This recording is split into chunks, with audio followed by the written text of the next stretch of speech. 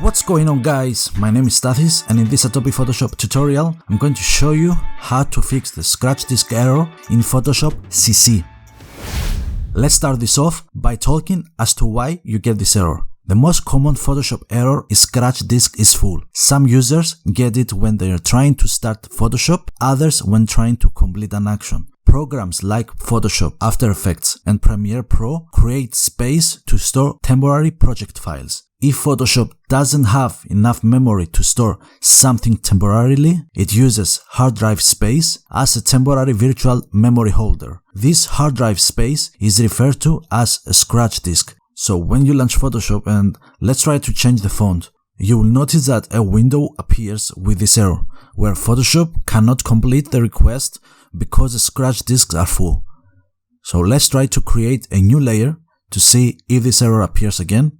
We get this error again. Therefore, Photoshop cannot proceed with any operation. What you need to do is go to Edit, go all the way down to Preferences, then press General. This option can also be selected when you press Ctrl and K. Here we have General, Interface, Workspace, etc. What you need to do is to select the scratch disks. Here you can see the active scratch disk locations. In this case, it's only the C drive, which is automatically chosen to serve as a scratch disk. You can also see the free space allocated to the hard disk. What you need to do is to select a different location, which in this case, I'm using an external hard drive to store my files. You can also change the scratch disk by holding Ctrl and Alt. So let's try to go back and change the font. As you can see, the error disappears. Let's try to create a new layer to verify this. So go to New, Create. And as you can see, the Photoshop works without any issues.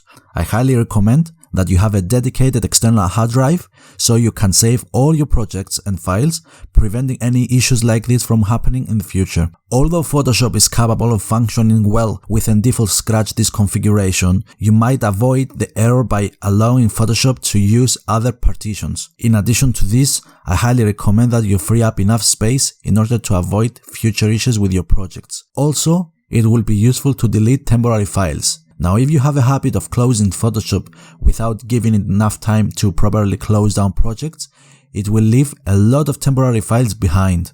If you do this enough times, the temporary folder will become full of Photoshop related files. The good news is that Photoshop files can be easily identified and deleted. You can find these files and delete them safely without any risk of affecting your system. Your temporary folder is located in the C drive, Users, a folder with your username appears, App Data, Local Temp. And then you can delete the files. The other way is to increase the RAM allowed for Photoshop to operate. By default, Photoshop is programmed to draw 60% of your total RAM, but you can make it use even more. If this video helped you guys, definitely leave a like on it. Not just like, smash that button and subscribe to stay tuned for future creative related videos. Thank you very much for watching the video, and I will see you next time.